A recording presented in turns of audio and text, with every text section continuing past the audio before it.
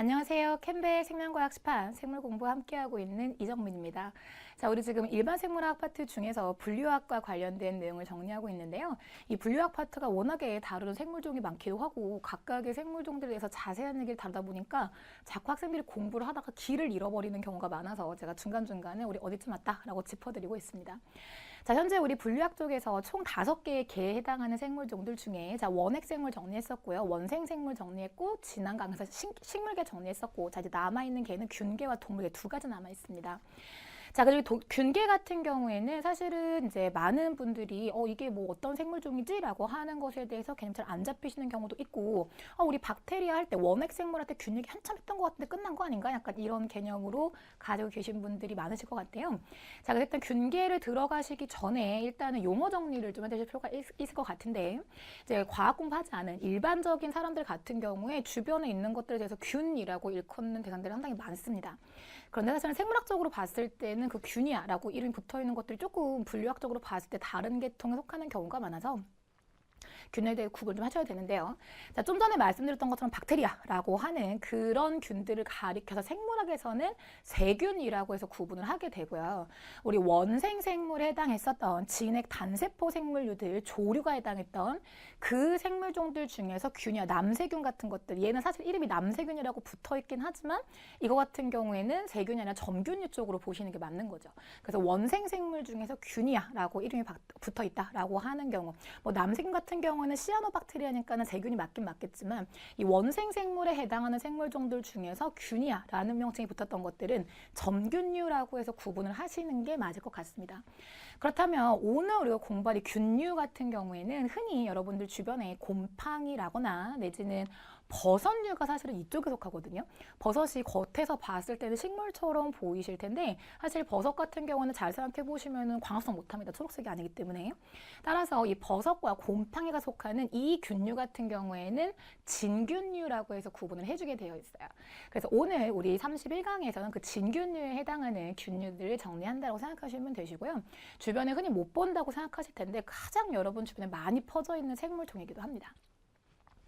자, 일단은 우리가 이제 생물들을 분류한다라고 했을 때 생물이 가장 중요한 건 에너지를 획득하는 과정이니까 이 에너지를 어떻게 획득하느냐에 따라서 우리는 독립영양생물하고 종속영양생물 2가지로 구분을 했었는데 일단 균류에 속하는 생물종들 같은 경우에는 종속영양생물종입니다. 자, 그렇다면 자기 스스로 양분을 만들지를 못하니까 뭔가 외부로부터 양분을 섭취해야 한다는 뜻일 텐데 버섯이나 곰팡이가 뭔가를 잡아먹는 걸 본 적은 없는 것 같고, 자, 그렇다면 이 균류 같은 경우에는 종속 영양 생물이기는 한데요. 동물처럼 섭식을 통해서 외부의 양분을 획득하는 건 아니고 양분을 획득하는 방식이 상당히 다양합니다. 자, 그중에 제일 처음 나와 있는 것이 체외 환경으로부터 영양분을 흡수한다라고 나와 있죠. 자, 이 경우는 사실은 토양 속에 분포하는 균류들을 떠올려 본다라고 했을 때 토양 안쪽엔 상당히 다양한 양분들이 있을 겁니다. 뭐 이온 상태의 양분들이 아니라고 할지라도 뭐 동식물이 죽어서 묻힌 사체라든지 동식물의 사체라든지 또는 이제 동물들이나 식물들이 이제 물질 대사를 하고 나면 외부로 방출하게 되는 노폐물이라거나 뭐 동물들 같은 경우에 외부로 뭐 이제 분변들을 방출했다라고 하면 이거 마찬가지 이 균류의 영양분의 근원이 되는 거고요. 영양분 섭취할 수 있는 뭔가 원인 물질이 되는 거고요. 또는 뭐 이런 거 아니라고 하더라도 사실은 제가 곰팡이라고 말씀을 드리니까 혼자 자취하시는 분들은 좀 공감이 많이 되실 텐데 이 음식물 남았다 혹은 음식물 저장해야 한다라고 하는 경우에 이 냉장고에 넣더라도 음식물이 오래 지나가면 막 곰팡이 생기는 거 가끔 보이거든요. 자, 이런 식으로 곰팡이라고 하는 거는 어디서 오는지는 모르겠는데 내가 맛있게 먹는 음식에도 생기는 경우를 종종 본다라는 거죠. 자, 이런 식으로 이 먹고 남은 음식물 찌꺼기라던가 찌꺼기 아니라고 하더라도 그냥 음식물 자체에 그쵸? 이런 곰팡이들 생기는 걸 보면 이런 주변에 있는 다양한 물질들로부터 양분을 획득한다라고 보실 수 있을 거예요.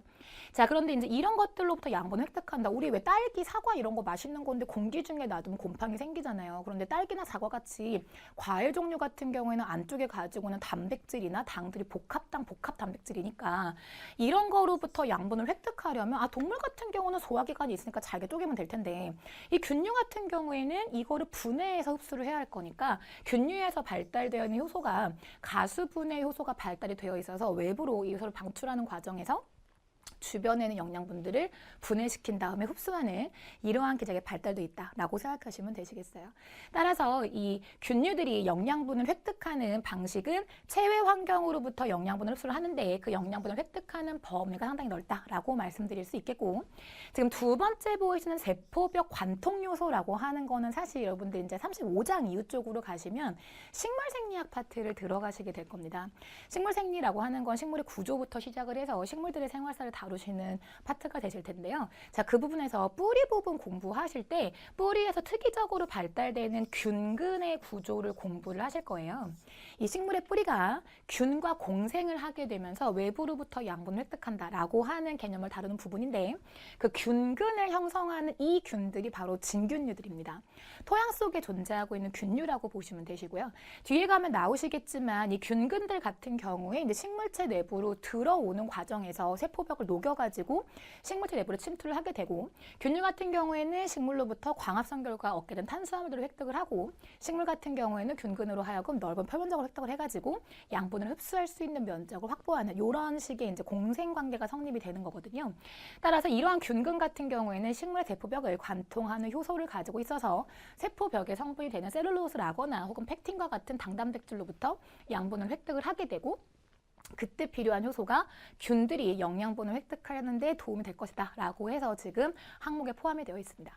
자, 이런 식으로 사실은 이 1번 항목과 2번 항목은 자연스럽게 연결이 될 텐데, 이 균류에 해당하는 생물들이 이렇게 영양분을 획득을 하다 보니까 본의 아니게 생태적인 지위가 조금 다양하게 나타나게 됩니다. 일단은 가장 대표적으로 등장하게 되는 게 분해자로서의 역할을 하게 되는데요. 지금 보시면 사실은 이제 균류의 입장에서는 내가 먹고 살아야 되니까 나 양분 먹으려고 주변에 있는 거 분해한 거야 라고 얘기를 하겠지만, 다른 생물들의 입장에서는 얘가 양분들을 분해해 주니까 식물이 양분을 흡수할 수 있게 되어서 광합성이라거나 식물의 몸을 유지하는 양분들을 획득하는 데 도움을 주는구나, 이런 식의 역할을 하게 되면 결과적으로 생태계 내부에서 물질들이 순환하는 데 도움을 줄 수가 있는 거겠죠. 자, 그래서 그런 역할을 하는 생물 종들을 우리는 분해자의 위치에 있다라고 말하잖아요. 그렇죠? 식물은 생산자고 동물은 소비자인 거니까. 따라서 균류가 이제 위치하는 가장 대표적인 위치가 지금 말씀드린 것처럼 동물의 사체라거나 노폐물들을 분해를 시켜서 토양 속에 있는 양분들이 다시 생물계 내 쪽으로 들어올 수 있도록 해주는 분해자의 역할을 한다라고 하는 것이 균류가 가지게 되는 가장 보편적인 지위라고 볼 수 있고요. 자, 그 중에서 일부는 사실은 기생자로 작동을 하는 경우가 많습니다. 우리 뒤에 가서 가장 마지막 챕터에서 이 균류들 같은 경우에 물론 사람한테 도움이 되는 경우 많이 있죠. 뭐 치즈는 안 된다라거나 이런 식으로 음식물을 만들 때 균류가 도움이 되는 경우도 있지만, 많이 알려져 있는 것 중에서 무좀 같은 거 유발시키는 균류가 진균류거든요. 그렇다면 이런 식으로 병을 유발시킬 수 있는 균류라고 하는 경우에는 사실은 우리는 숙주 입장에서 봤을 때 우리한테 득이 될 건 없습니다. 자, 이런 식으로 숙주한테 기생하는 균주가 있는가 하면 좀 전에 앞에서 말씀드렸던 균근처럼 호스트, 그 숙주하고 균 자체가 서로 좋은 점을 주고받으면서 상리공생하는 위치에 놓여 있기도 하고요. 자, 이런 식으로 영양 형태가 다양하다 보니 본의 아니게 생태적인 지위가 다양해진 좀 독특한 생물종이라고 생각을 하시면 되겠습니다. 자, 이 균류 같은 경우에 사실은 여러분 주변에서 잘 못 본다라고 생각을 하시는 경우가 많은데요. 몸체 구조를 보시면 큼직하게 두 가지 형태로 구분 가능하십니다. 우리가 이제 단세포 생물이야라고 하면 상당히 좀 하등한 생물이라고 생각을 많이 하게 되는데, 이 균류에 해당하는 생물종들 중에서 단세포들이 있습니다. 대표적인 케이스가 이 효모라고 하는 아이인데요. 이 효모 같은 경우가 사실은 원생 생물이면서 단세포였기 때문에 사실은 한동안에는 이거를 원생 생물 쪽에 분류했던 생물종 중에 하나예요. 자, 그런데 점점점 이제 DNA 분자 생물학이 발달을 하게 되고 유전적인 이제 분석을 하게 되면서 효모라고 하는 애가 원생 생물 쪽 아니고 단세포이긴 하지만 균류 쪽에 좀 더 가까운 것 같아라고 해서 이제 분류를 해놓은 생물종이 효모고요.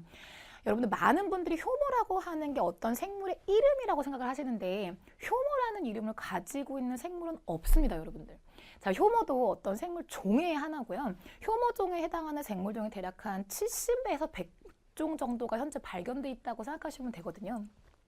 뭐 빵을 만들 때 사용하는 효모하고요, 술을 만들 때 사용하는 효모가 다른 종류의 효모를 사용하게 되어 있습니다. 자, 그러다 보니 효모라고 하는 게 일단은 균류에 속하는 생물종이고, 그렇다고 한다면 일단 효모형이야라고 하는 거는 균류이면서 단세포로 이루어져 있는 생물이에요. 자, 그렇다 보니 이 세포들, 이 효모들 같은 경우 사실 균류 중에서도 조금 물질 대사가 발달이 좀 미흡한 생물종들이거든요. 자, 그렇다 보니 이 효모들은 주로 영양분 획득을 어디에서 하느냐면 당분이 많은, 그러니까 뭐 제가 말씀드린 것처럼 빵 효모라거나 내지는 알코올 효모 같은 경우에 포도당이 녹아 있는 용액이라거나 주변에 있는 환경이 용액을 만들고 있다라거나 이런 식으로 그 안에 있는 영양분들이 이온의 형태라든지 흡수 가능한 형태의 작은 양분들이 물에 녹아있는 형태로 있었을 때 그러한 양분들을 흡수해서 획득을 하게 되어 있기 때문에 사실은 효모종이라고 하는 것들은 존재하는 환경이 조금 정해져 있습니다. 약간 달달한 물이 있다거나 혹은 영양분이 녹아있는 물 속에 주로 존재한다라고 생각하시면 될 텐데 문제가 생물의 몸속은 무조건 다 그런 그 물들이 있는 거거든요. 그렇기 때문에 사실 효모 같은 경우에는 생물의 자체라고 하는 곳에서는 얼마든지 이제 발견될 수 있다라고 생각하시면 되시고요. 가장 이제 많이 보는 생물종들, 이 균류에 해당하는 생물종들이 현재 이제 알려져 있는 거는 10만 종 정도인 건데 알려지지 않은 것들까지 포함한다라고 하면 대략 한 150만 종이 있을 거야라고 예상하고 있습니다. 자, 그랬을 때 그러한 균류 같은 경우에 몸체 구조를 보시게 되면 조금 다른 생물들에게는 볼 수 없는 특이적인 구조가 나타나게 되는데 가장 중요한 특이 구조가 지금 여기 보이시는 균사라고 하는 구조입니다. 자, 사실은 균근, 제가 지금 앞에 시작할 때부터 식물 얘기하면서 균근 얘기를 계속하고 있는데요. 이 균사라고 하는 것이 사실은 균근의 구조를 만드는 데 있어서 표면적을 넓혀주는 아주 중요한 역할을 하는 균류의 구조입니다. 자, 지금 여기는 버섯이 나와 있고 사실 버섯 같은 경우에 균사들이 뭉쳐가지고 만들어 놓은 이 윗구조를 가리켜서 균사체라고도 하고 또는 자실체라고도 얘기를 하는데요. 엄밀히 말하면 자실체는 버섯 중에서도 버섯 머리 부분을 자실체라고 얘기를 하고요. 자실체라고 하는 것은 이 균류들 같은 경우에 아직까지는 번식할 때 포자로 번식을 하는 생물종들인데 이 포자를 생성해주는 부분을 자실체라고 생각을 하시면 되시겠어요. 우리 뒤쪽 가셔가지고 이 균류 같은 경우는 사실 종류가 여러 가지가 있어서 뭐 잔황균류도 있고 접합균류도 있고 담자균류도 있고 그런 거 다 다루실 텐데 공통적으로 이 자실체 부분에 포자를 만들 수 있는 포자낭들이 모여있다라고 생각을 해주시면 되십니다. 그 자실체라고 하는 것이 사실은 균사들이 여러 개가 얽혀가지고 만들어진 구조라서 균류를 얘기할 때 반드시 기억하셔야 되는 특이적인 구조가 바로 균사라고 하는 구조입니다.